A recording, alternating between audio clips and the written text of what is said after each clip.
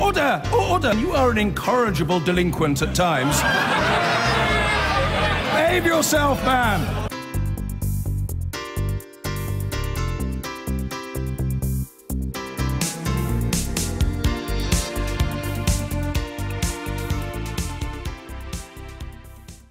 First of all today, the Shadow Chancellor, John McDonnell, told an audience last night at the Momentum conference over the road that his allies were wargaming for a scenario in which an incoming Labour government could be faced with a run on the pound or capital flight. He told an audience at the World Transformed that they are building up a base, so when or if they come for us, they can sustain that sort of potential assault. Let's have a listen.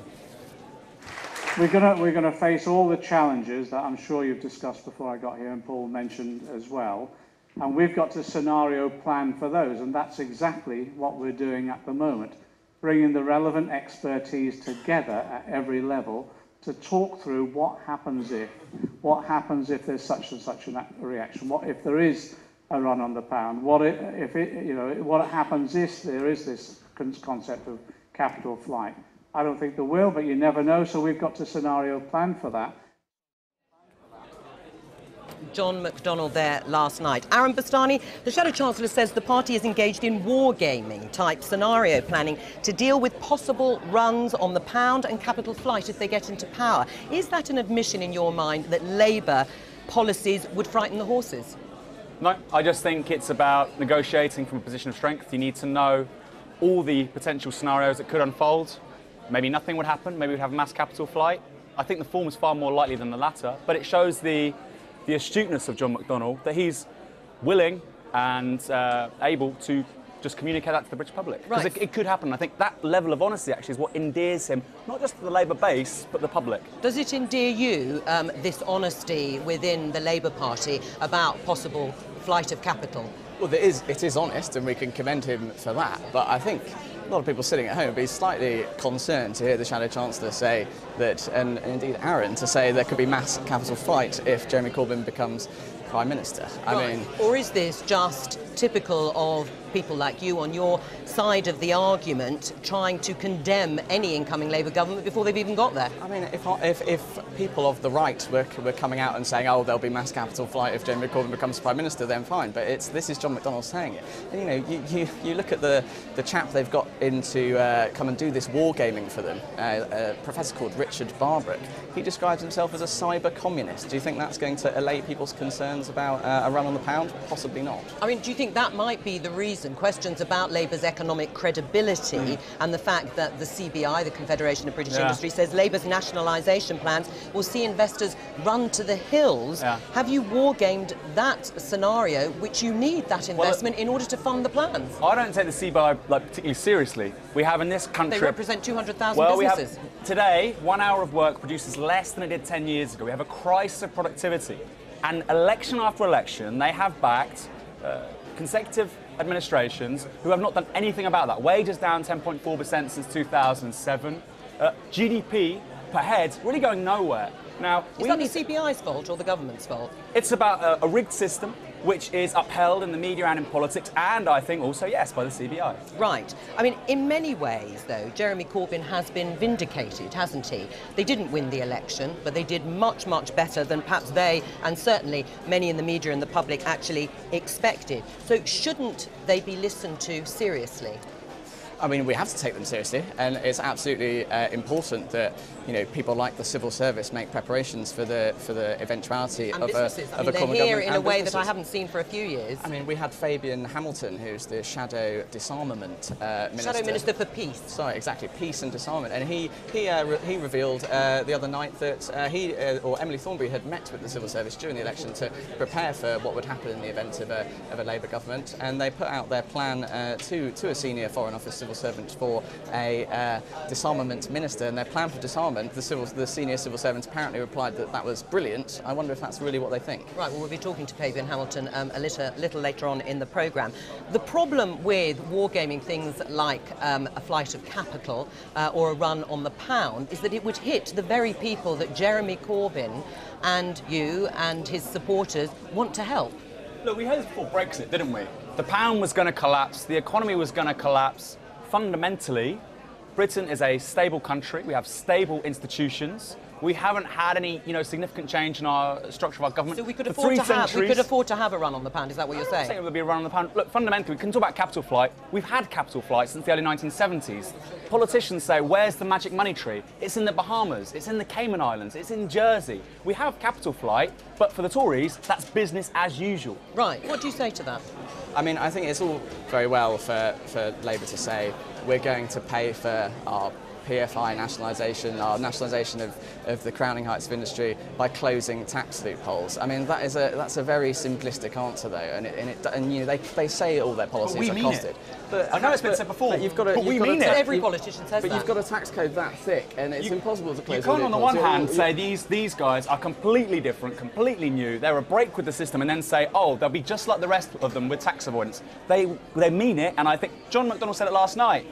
He was told that incomes above 150k are more fluid, they can move elsewhere. He said, not when I'm in charge. And I believe him. But how would he know? I mean, there are indications of changing patterns of behaviour amongst highest earners. And again, that would hit John McDonnell's plans for capital expenditure, for example, and big infrastructure projects. And one of the things that he announced to great cheers yesterday was bringing in-house PFI, Private Finance Initiative, contracts. How much would that cost? He stated how much it's going to cost. No, he didn't. There was the numbers in terms of what would be brought onto the government books, and I've been running around doing things like this all day, every day. I don't know the numbers on PFI. Do you think it's important that they know the numbers? I mean, I've spoken to the Shadow Chief Secretary to the Treasury yesterday, Peter Dunn. He couldn't tell me how much it would cost, and he said it would be pretty self-financing. We're not in the general election. It's now going to be in the next manifesto, the next general election, and I assume, in fact, I can probably guarantee it will be fully costed. And people can criticise that. Look, the public knows this. Labour's proposals are costed to an extent far beyond anything the Tories offer. Right, let's talk about anti-Semitism, because there has been criticism about the way the party has dealt with it in the past. There is a rule change that has been proposed to deal with discrimination between Labour Party members. Why do these accusations keep cropping up in Labour? Labour is a huge party. I think latest estimates, 560,000 members. There are going to be people saying ridiculous things, and frankly, they shouldn't be in the party. And I'm very glad that people... But look, what do you mean, why are they? Why are they still in the party? No, well, if you actually, there's a great article, your viewers can see this, Open Democracy, Anti-Semitism Scandal, Labour. There is a chart on how quickly people were expelled, 90% within 48 hours of it being brought to the attention of the relevant authorities within the party. But as I understand it, Ken Livingstone's still suspended and hasn't been expelled. Should he be? He's suspended. Yeah, should he be expelled?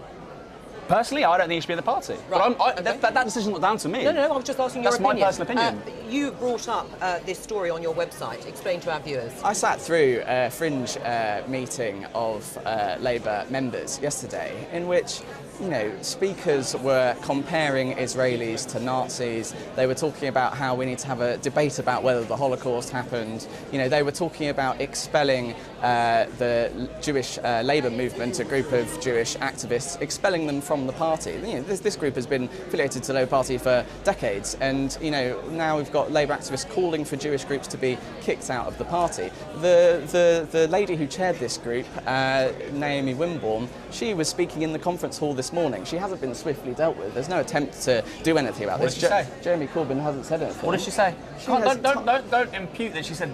Say what she said. She's time and time again said there's no issue of anti-Semitism in the Labour Party. That's not abusive, is it? I mean, you think she should be expelled for that? No, but it's she's denied it. I disagree with it. She has chaired an event. I disagree with it. People are talking a tiny event, Alex. I mean, you went there because you know what's going to happen. It was a tiny event. So that's okay, just because it's not okay. Look, you're going to the absolute... There are probably 80, 90, 100 people at that event. And it's incredibly marginal. And look, these are the same tunes we heard in June, and guess what? They don't go very far. Is it acceptable for people to cheer at a Labour fringe event? It was outside. It wasn't on the official fringe event. It was an event that was on the list, though, that was certainly in the publications that have been around here at conference. And if people are questioning whether the Holocaust happened or not, is that something that should happen in any part of Labour conference? There's a bit of slippage here. So people have a political disagreement with the Jewish Labour movement. That's one thing. That's a political disagreement. But then you can't say the people saying that, all the people saying this are also denying the Holocaust. This is classical right-wing rigged system PR coming from Mr. Wickham. Well, I expect nothing less. Answer that, Mr. Well, Wickham. all this talk about rigged system and basically going with accusing, someone who quotes directly what someone was saying is basically fake news. It's all a bit Trumpian, isn't it? It's all a bit, rigged system. That's a direct quote from the president, isn't it? All right, I'm going to have to end it there. You can continue this discussion, of course, here at the Labour Party conference. It's a beautiful day in Brighton. The Shadow Chancellor has told the Labour conference fringe event that the party has prepared for a number of scenarios, including a run on the pound if it takes power. Well, John McDonnell said the party is prepared for an assault by opponents in the city. What if there is a run on the pound? What happens if there is this concept of capital flight? I don't think there will, but you never know, so we've got to scenario plan for that. So exactly as Paul has said, people want to know we're ready, and they want to know we've got a response to anything that could happen. Because if we can demonstrate that, that will calm things down. He's got a group of people coming up with the war game type scenario planning for when a Labour government goes into power, and again working through scenarios like that. Well, our senior political correspondent Beth Rigby is at the Labour conference in Brighton. And Beth, you managed to catch up with him to clarify what he meant.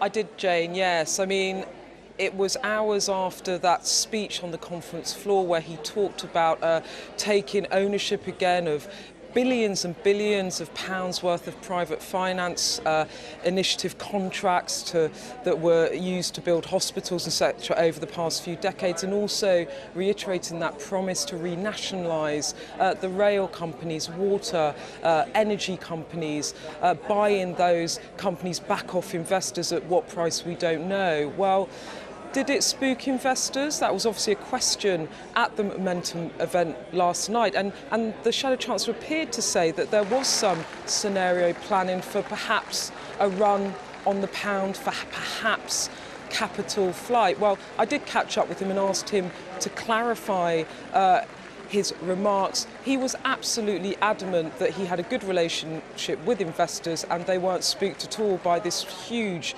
investment programme. This is what he had to say.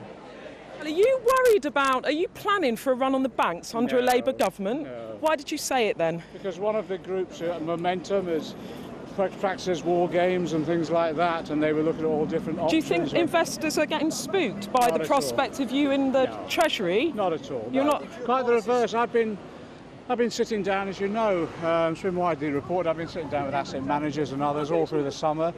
They're very interested in our infrastructure proposals and again how we can work with them. I think we'll be extremely. So you don't think there's going to be financial instability under a Labour government? Quite the reverse, no. With billions and billions more of debt? Quite the reverse. Well, this is a gift for the Conservative Party, isn't it? And perhaps not surprisingly, Beth, the Chancellor of the Exchequer, Philip Hammond, has made a response. It's been difficult for the Conservatives, Jane, because actually what the election showed us that people were fed up with austerity and Labour offering a suite of policies that were hugely popular. Think about it, tuition fees, lower energy bills, cheaper rail fares, and the Conservatives really haven't been able to lay a finger on them over the other matter of what it all costs and whether that will bring economic stability or investment into the economy or not. So you can imagine that Philip Hammond, the Chancellor, was very happy to rush out a statement after this row over the matter of capital flight. He said, after giving his Conference Street, the Shadow speech, the Shadow Chancellor privately conceded the disastrous effects that Labour's plans would have on Britain's economy, a collapse in business investment, a crash in the value of the pound, a shockwave of inflation. So the Tories sent in, perhaps there is a chink in the Labour story today and the goodwill around, and they will really hammer them on economic competence. We know that historically Labour have always had strength when it comes to public services, the NHS and the economy and education, but the issue for them has always been economic competence, and it appears, in private at least, John McDonnell acknowledging that certainly there could be issues around a tenure for him in number 11. OK, Beth, thanks very much. Jeremy Corbyn defends Labour contingency plans to cope with a run on the pound if they are elected. It's worth thinking these things through. Surely that's what, in opposition, a serious party wanting to go into government should do.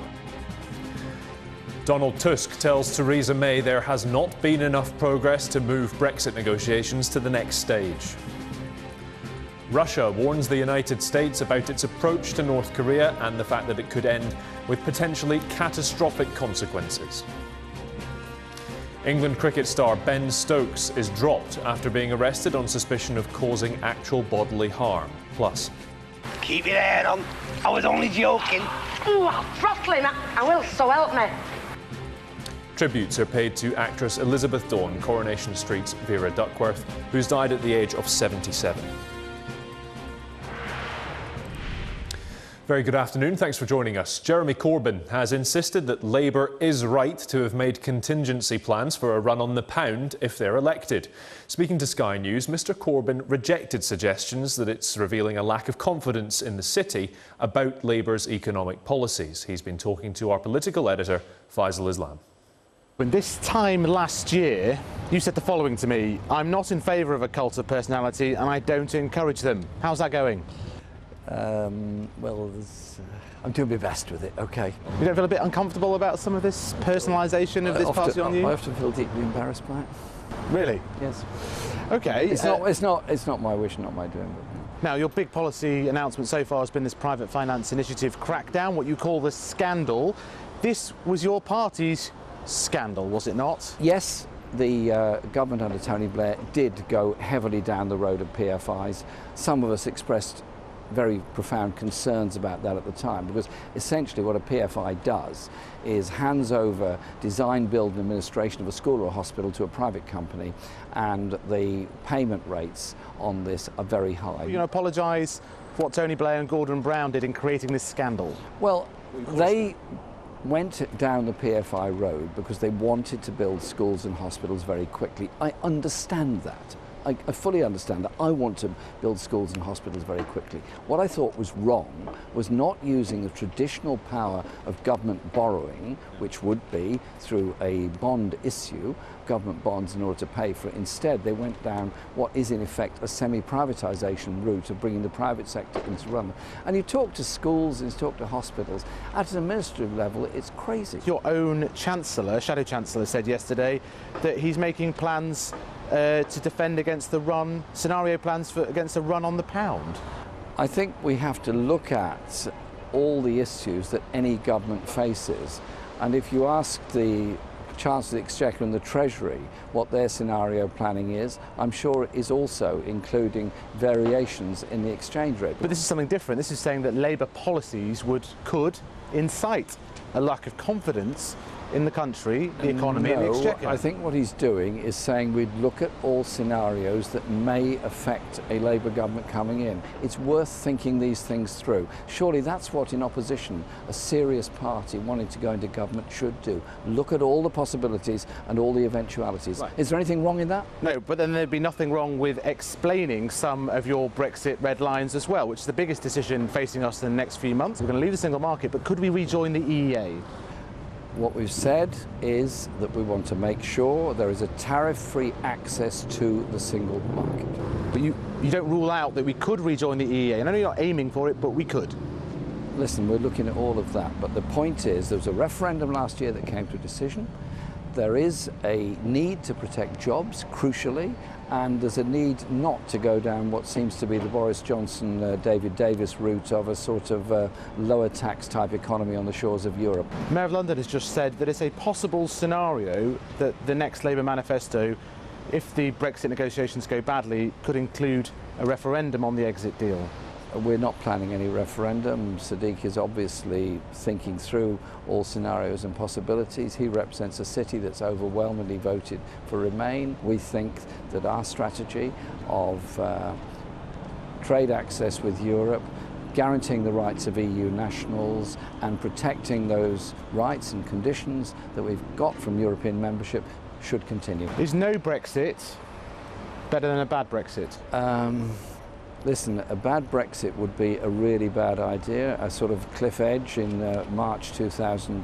2019. I think even the Prime Minister has come around to that way of thinking, and she's now accepted the view that we've put forward for some time, that there ought to be a transition period as long as necessary. And indeed, one has to ask a question of the government: what on earth they've been doing for the last 15 months? Let's speak to our political editor Faisal Islam, who's in Brighton at the Labour conference. Plenty that you chewed over there with Mr Corbyn, Faisal, but focusing in on these contingency plans that they're making, is this Labour's economic credibility being put under microscope a bit more? Yeah, it's a surreal one, this, because it'd be one thing if it was a city analyst or another political party saying, look, these policies might cause problems in the sterling exchange rate. But this was, in fact, John McDonnell himself pondering some of the scenarios a Labour government might have to face. Indeed, the context for these comments, he was addressing Momentum activists last night, and he was going through the sorts of plans that the Labour Party had gone through ahead of this election in June. And one of those things was to say, what would we do, or what could we have to do if there was an impact on sterling, if a radical, as they describe it, Labour government had been elected. That's the context for this. They're sort of trying to play down these comments now, saying there's a raft of different contingencies you'd expect an opposition preparing a government to take account of, whether it's sterling, whether it's terrorism, all this sort of stuff, and that these contingency plans were done by a member, not by the opposition itself, is rather interesting. Two ways to look at this. Shadow Treasury sources are pointing out, well, hang on a minute, there was a profound impact on sterling on June the 24th of 2016 after the Brexit referendum, which reflected what they argue is a lack of planning from the then Conservative government over the impact of Brexit, and that actually happened. But also, in talking about this issue now, they hope they'd sort of take the sting out of what will be inevitably some comment from the city and from other business interests about some of the radical nature of John McDonnell's policies, whether it's the nationalisation, whether it's the private finance initiative, whether it's other issues that will increase the level of borrowing. They want to get on top of that. But again, we come back to this fascinating dichotomy where, on the one hand, this conference, like hasn't been seen for many years, sees the Labour Party wooing business, particularly with a softer take on Brexit, but at the same time with what they want, rhetorically at least, to be a very hard line on business as regards tax and as regards various nationalisations. And on that issue of what we've seen at this conference, which is a tremendous personalisation on Jeremy Corbyn, scarves and shirts and badges, and even holograms were considered, apparently.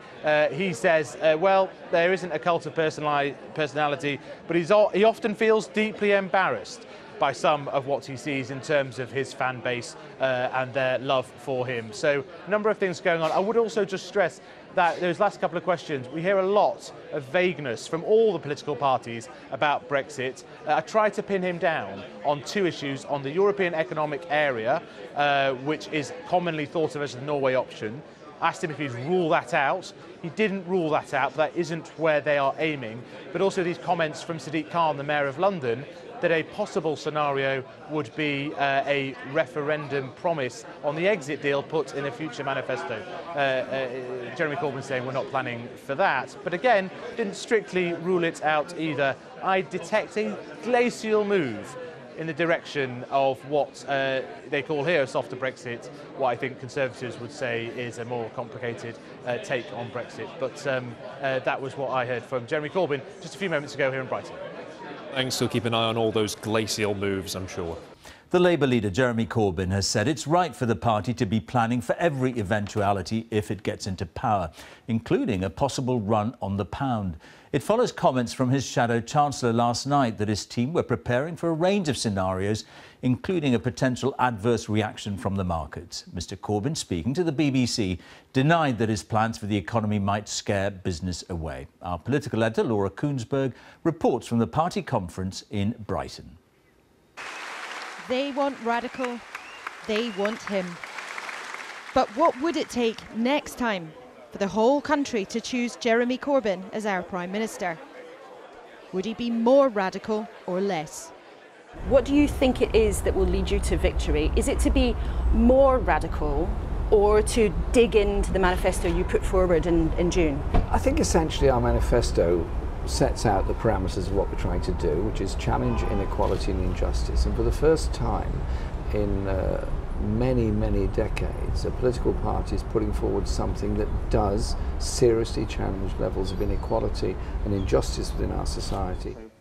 But listen to what his closest ally thinks the consequences just might possibly be. What happens if there's such and such a reaction? What if there is a run on the pound? What happens if there is this concept of capital flight?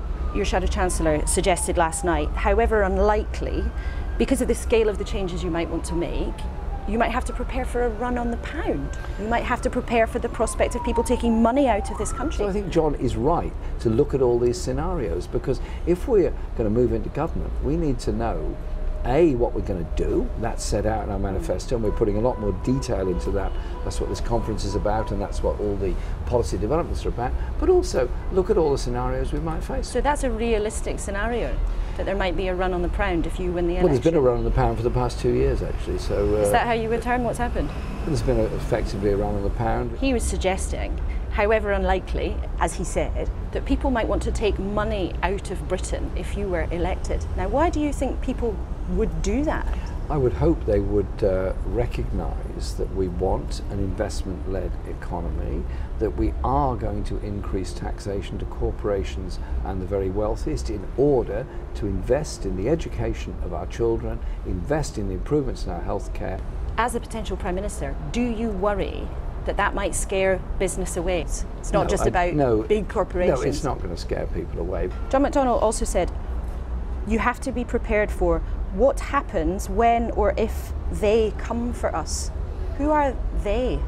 What do you think they're people that John probably doesn't like. He would be your Chancellor. He's your closest political ally. You've worked alongside each other for decades. Look, John and he's sounding like you're approaching getting into government like some kind of war where people you don't like might come and attack you. Isn't wanting to lead a country about trying to bring people together? It is about bringing people together, but it is about changing the terms of the agenda. So we're cutting up the peppers and the mushrooms, okay. Now well used to the photo opportunity, there's no question Jeremy Corbyn's changed the terms of Labour's conversation.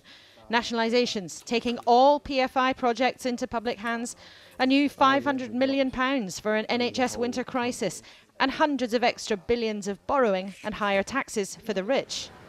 But how has it changed him? This is your third conference now as leader, and very different environment. Has it changed you? I'm even busier than I've been, but I've always been a pretty busy person in my life. Your critics inside the party are now behind you because of the advance in the election. Do you feel now you have won the argument inside the Labour Party? I stood for the election leader, challenging the concepts of austerity and economic injustice and inequality in this country. I was proud to stand and pleased to be elected. You've won the argument in the Labour Party? Well, the argument in the party has been about our role as a party, our role in rejuvenating our economy and our society. And do you know what? It's really exciting. Exciting for him, exciting for many here. Yet even senior Labour figures harbour doubts. Is this a powerful fad, or really the government of the future? Well, let's talk to Laura now. She's in Brighton. Laura, how do we read this? I mean, it could be a hint of just how radical Labour is actually planning to be. Well, George, let's be clear. The Labour leadership is not saying that they would like to see a run on the pound. Nothing like it. But I think what is absolutely clear is the scale of the changes they want to make to the country and the pushback they think they would get if they were to enter Downing Street might be so dramatic that they ought to be planning for all kinds of consequences. I think it was perhaps a bit surprising to hear them sounding relatively casual about that prospect, but it also politically is so important because it is a huge reminder of how different they are to the Labour Party that has gone before. Remember, New Labour built the party's way back to power after the wilderness of the 80s by carefully putting together what they believed was the right kind of economic model, being small c conservative, if you like, to start with, being very careful about making promises about spending or about borrowing. Jeremy Corbyn and John McDonnell really have a vision of a completely different economic model, a different way of managing money in the country. And you know, it's remarkable this week. Tony Blair and Gordon Brown came here to this conference centre time and time again. But this year it feels like they're not just long gone, they're hardly even a distant memory. Laura, thank you. Now, it's one way of preparing for government. Shadow Chancellor John McDonnell has said that he's making plans in case there's a run on the pound if Labour wins the next election. Mr McDonnell told a fringe meeting at Labour's conference in Brighton that his team is wargaming and scenario planning for the challenges that could confront a radical Labour administration. Our political editor, Gary Gibbon, is in Brighton. So, Gary, tell us more. Well, these sorts of planning exercises for government with the help of retired civil servants, that sort of thing, are normally done and talked about to reassure voters. But I think what John McDonnell was caught doing here was talking to core supporters, activists who are here at conference, and he was just trying to give them a little bit, I think, a sense of the thrill and excitement of the radical challenge that a Jeremy Corbyn-led Labour government would provide. So he talks about things like there could be an assault on such a government. People would come for us. People, I think, there he means speculators. And I think the danger for him is that if you get caught saying things like this, it can alarm some of the wider audience. Here's a flavour of what he said to the Fringe meeting. That's exactly what we're doing at the moment, bringing the relevant expertise together at every level to talk through what happens if there's such and such a reaction, what if there is a run on the pound, what happens if there is this concept of capital flight. I don't think there will, but you never know, so we've got to scenario plan for that. Well, Jeremy Corbyn said in an interview after that was broadcast that there's already a run on the pound going on anyway. I spoke to someone close to Jeremy Corbyn who talked about how in more informal conversations away from the retired civil servants, an awful lot of people around him are starting to game all sorts of scenarios.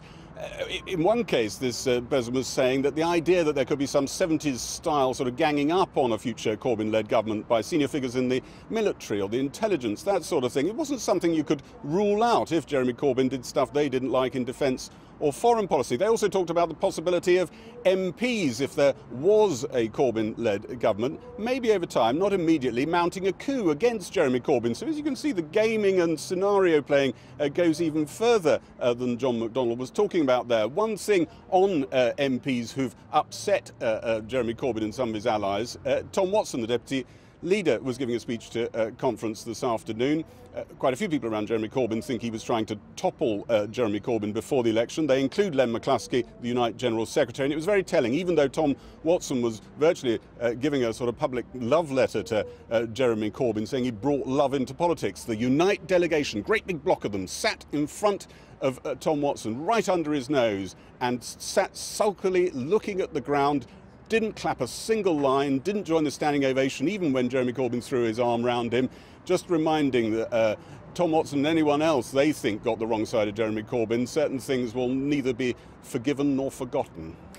That's brotherly love for you, Gary. Thank you very much. When Jeremy Corbyn takes to the stage tomorrow to deliver his main speech to the Labour conference, he'll put his party on notice that Labour is ready for government, a different kind of government, he'll call it.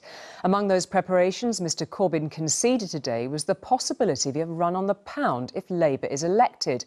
Yes, there is a serious issue, he said, but he also added that Labour is making an offer to business.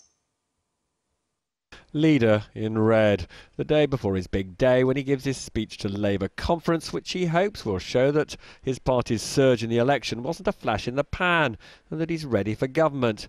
And when I saw him today, he acknowledged that the way he's moved Labour well to the left brings the risk that international investors could punish the UK should he win power. We talked about the potential for a barrage of hate against a radical left-wing government. How worried are you that international investors would try and punish a Labour government by selling the pound, taking capital out? Yes, there is an issue, but I tell you what, you know, right now in the Treasury, there's some really smart people sitting around a table thinking what's going to happen to the value of the pound and the British economy. So it's serious. But I'll say this, Yes, we've set out public ownership in some areas. Yes, we've also set out a very big investment programme which would upgrade our infrastructure, broadband, railways and so on. And so what I say to them is this: yeah, we are going to raise taxation, corporate taxation. They know that, it's no secret. We want to do that. And yes, we do want a mixed economy. Does it mean everything's going to be taken to public ownership? No. Now, there is one thing he could do to woo investors, multinational companies, and indeed a majority of his supporters, which is to pledge to keep the UK in the EU's single market, which would put clear red water between him and Theresa May. You could apply to be a member of the European Economic Area.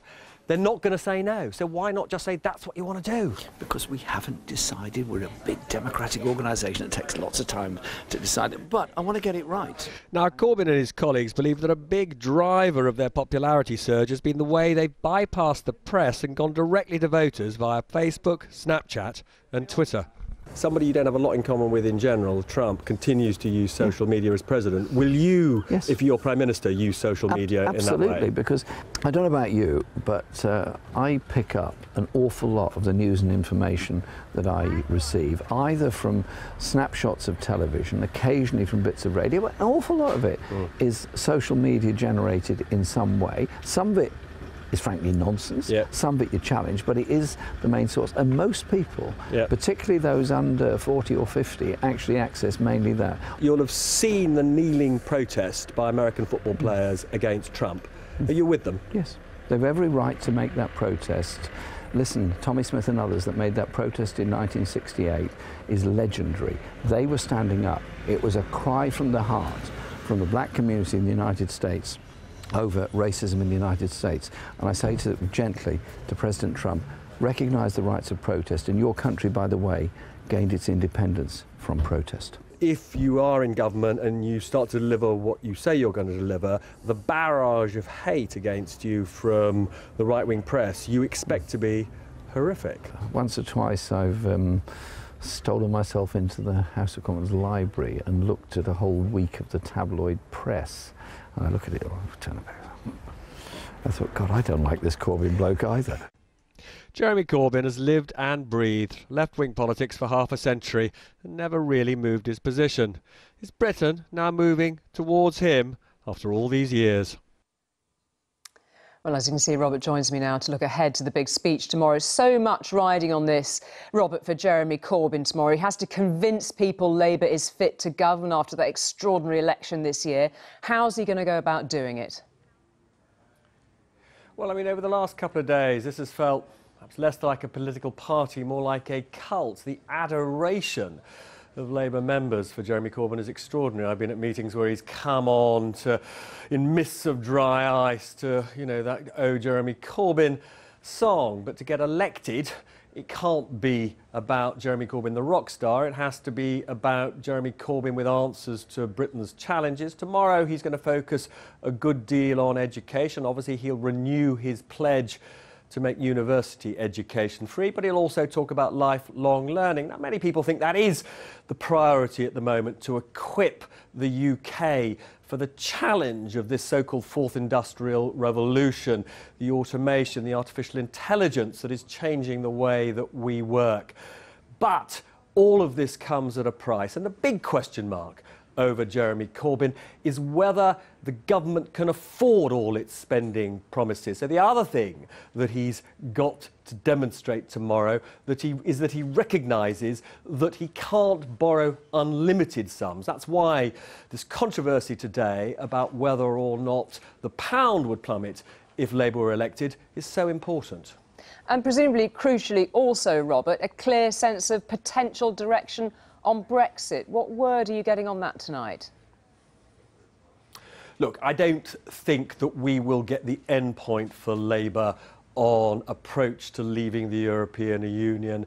They have changed their position quite a lot over the last weeks and months because they cannot ignore the fact that a majority of those who voted for them regretted leaving the EU. A majority of their supporters were so-called Remainers, and therefore the thrust of support for Labour comes from people who want a closer relationship with the European Union. Now, my own sense is that they are edging towards saying that they would be in favour of permanent membership of the European single market. We're not there yet. I don't think we'll get there tomorrow, but I wouldn't be at all surprised if that is where Labour ends up before the next election.